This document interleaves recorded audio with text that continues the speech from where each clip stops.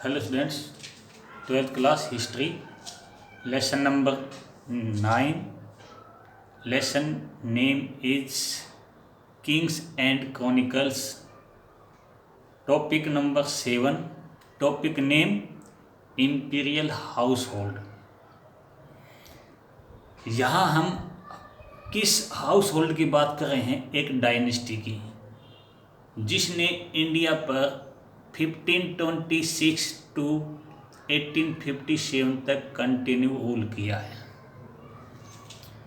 जो एक बीच में बैरियर आया था वो शेर शाह सूरी का था। अदरवाइज 1526 से लेकर के 1857 तक कंटिन्यू इस डायनेस्टी ने रूल किया है। यहाँ हम हाउस होल्ड पढ़ रहे हैं। किसका था? इंपीरियल हाउस होल्ड, यानी जो शाही परिवार है मुगल्स का, उसके बारे में। यहाँ एक वर्ड आता है हर्म, जो मुगलों की डोमेस्टिक वर्ड की ओर इंडिकेट करता है। ये एक पर्शियन वर्ड है जिसका मीनिंग होता है सैक्रेड प्लेस, एक पवित्र स्थान, जिसमें जो मुगल फैमिलीज हैं इनमें कौन कौन इंक्लूड होता है। इनमें जो रूलर हैं उनकी वाइफ्स, वहाँ कॉन्क्यूबाइंस यानी उनकी उपपत्नियाँ, उनके जो बहुत ही नियर और डिस्टेंस के जो रिलेटिव्स हैं वो, जिसको हम बोल सकते हैं mother, step mother, foster mother, sister, daughter in law, और इसके साथ साथ आंटी और चिल्ड्रन, ये इसमें सभी इंक्लूड हैं। इसके साथ साथ यहाँ पर मैन और वुमेन्स जो उनके स्लेव होते हैं, किसके? इस मुगल इंपीरियल फैमिली के। यहाँ पर अपने जो सब कॉन्टिनेंट है, इंडिया जो सब कॉन्टिनेंट है, उसमें मुगल्स टाइम में पोलिगमी प्रैक्टिस थी, यानी बहुविवाह सिस्टम था। इसलिए यहाँ पर जो रूलर हैं, बादशाह हैं, उनकी जो ना कई वाइफ्स होती थी। यहाँ पर हमें एक चीज़ और देखने को मिलती है कि अपने कंट्री की उस टाइम सबसे ज़्यादा डोमिनेट करने वाली एक कास्ट, एक जाति, एक कम्युनिटी थी जिसे हम राजपूत बोलते हैं। राजपूत और यहाँ मुगलों ने दोनों ने ही आपस में अपने रिलेशन फ्रेंडशिप वाले बनाने के लिए एक दूसरे के साथ जो है ना मैरिज की है, और अपने दोनों कम्युनिटी ने अपने एरिया में अलायंस करने की कोशिश की है एक दूसरे से। तो इस तरह यहाँ पर मुगलों ने मेनली राजपूतों के साथ एक मैरिज रिलेशन बना करके अपने एम्पायर को बहुत ज़्यादा स्प्रेड कर लिया था। क्योंकि उनकी जो राइवल जो एक कम्युनिटी हम मान सकते हैं वो राजपूत थी, और राजपूतों से उन्होंने जो है ना रिलेशन मैरिज वाले बना लिए थे, जिससे दोनों के बीच में अलायंस जो है ना वो बन चुका था। यहाँ पर हम ये भी देखते हैं कि मुगल फैमिली के अंदर 3 तरह की जो है ना वाइफ्स के बारे में हमें पता चलता है। एक है बेगम, दूसरी जो है अगा, तीसरा है अगाचा। 3 टाइप की। बेगम वो होती है जो किसी नोबिलिटी से रिलेशन होता है, यानी वो अपने फादर साइड से बहुत ही रिच फैमिली से रिलेट हो, अरिस्टोक्रेटिक फैमिली से हो, नोबिलिटी से हो, जिससे मैरिज के टाइम जिसको बहुत ही डोरी में जो है ना बहुत कुछ मिला हो। इसको हम यहाँ पर अबुल फजल ने इस तरह की क्वीन को जो है ना बेगम नाम दिया है, वाइफ को बेगम नाम दिया है। अगा कौन है? अगा वो है जो नोबिलिटी से रिलेट नहीं है, और इससे भी नीचे की पोजीशन पर अगाचा है। अगा और अगाचा और बेगम तीनों को मंथली अलाउंस मिलता है। वो उनकी पोजीशन के अकॉर्डिंग जो है ना उनकी इनकम जो है ना होती है। कभी कभी अगा और अगाचा दोनों जो है ना बेगम की जगह ले सकती हैं। कब? जब बादशाह का लव प्रेम उस अगा और अगाचा में आए या फिर उनके पुत्र बहुत ही लायक हों।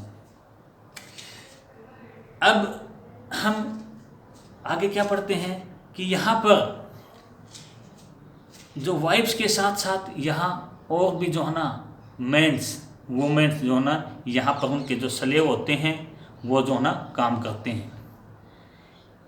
ये स्लेव जो है इंटरनल एक्सटर्नल दोनों का काम करते हैं। ये जो है ना एक साधारण सा कॉमन सा काम से लेकर के एक बहुत अच्छे जो है ना काम ये करते हैं।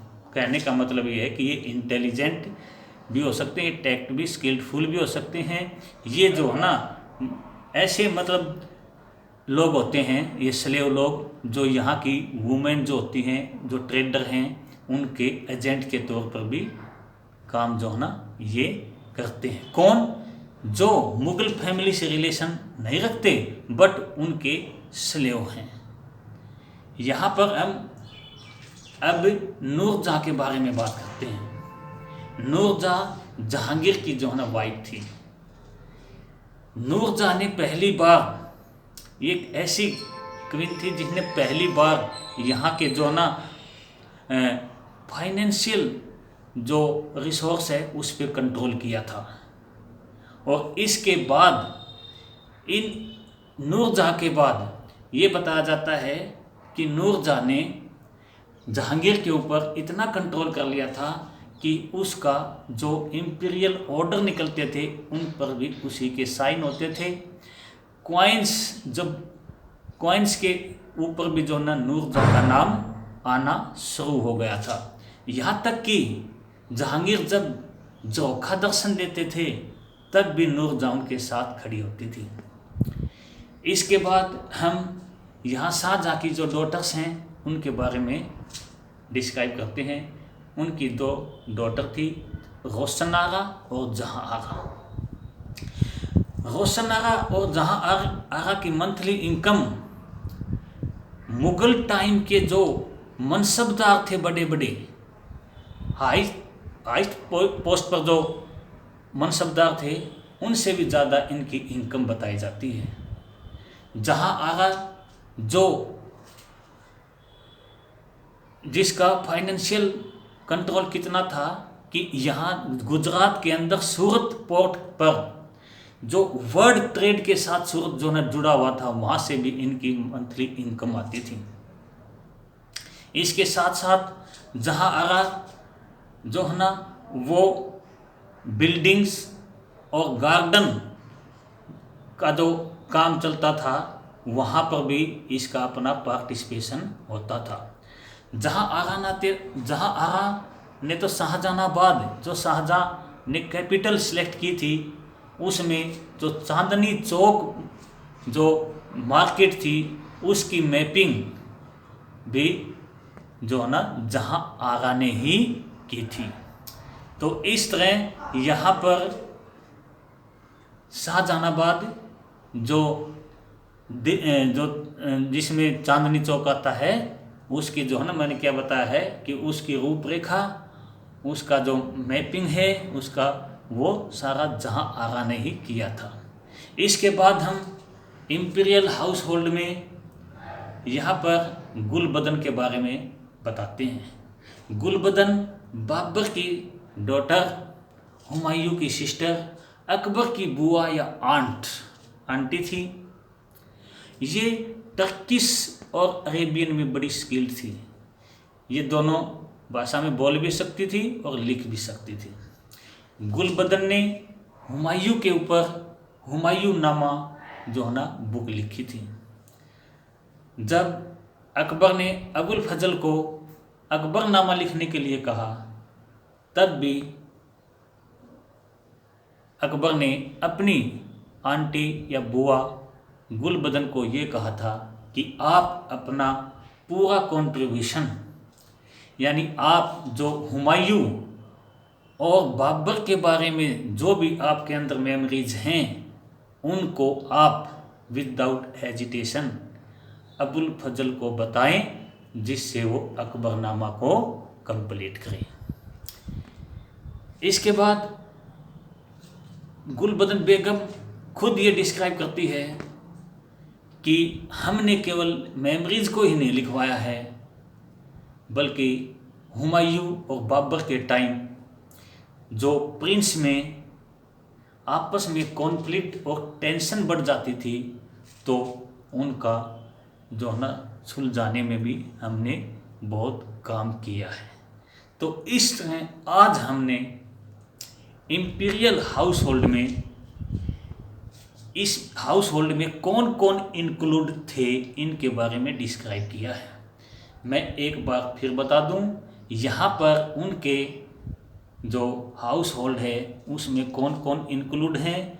उसमें जो है ना बादशाह की मदर, स्टेप मदर, उसमें जो है ना फॉस्टर मदर, वाइफ, उसमें कॉन्क्यूबाइंस मतलब उपमाता, जो पत्नी होती है उसको बोलते हैं। इसके साथ साथ यहाँ पर sister, daughter, daughter in law, बुआ, आंटी, ये सब इस फैमिली में इंक्लूड हैं। यहाँ पर इस फैमिली, इस डायनेस्टी ने बहुत अच्छे से लंबे टाइम तक रूल कैसे किया, राजपूतों के साथ जो है ना मैरिज रिलेशन बना करके एक उनके साथ अलायंस बना लिया, और इस तरह का लंबा टाइम इंडिया में उन्होंने अपने रेन का स्पेंड किया। यहाँ पर मुग़लों की जो वाइफ हैं वो 3 तरह की बताई गई हैं, बेगम, आगा और अगाचा। तीनों की पोजीशन अलग अलग है, तीनों को अलग अलग टाइप के जो अलाउंसेस जो है ना वो मिलते हैं। यहाँ पर इस हाउस होल्ड में मैन और वुमेन्स जो हैं वो स्लेव भी हैं, जो यहाँ पर वुमेन्स के लिए एजेंट का काम भी करती हैं। इसके साथ साथ ये यहाँ पर जो है ना ये जो अपने स्लेव होते हैं ये यहाँ वॉचमैन का काम भी करते हैं। यहाँ पर इसके साथ साथ ये जो है ना अंदर और बाहर यानी इंटरनल और एक्सटर्नल वर्क भी देखते हैं।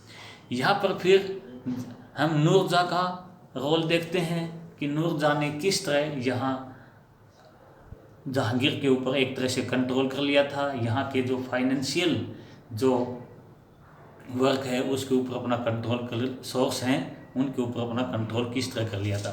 फाइनेंशियल रिसोर्स पर कंट्रोल केवल नूरजहाँ ने ही नहीं किया, यहाँ जहांगीर, यहाँ पर जहाँ आगा और रोशन आगा का भी रोल अपना अपना है।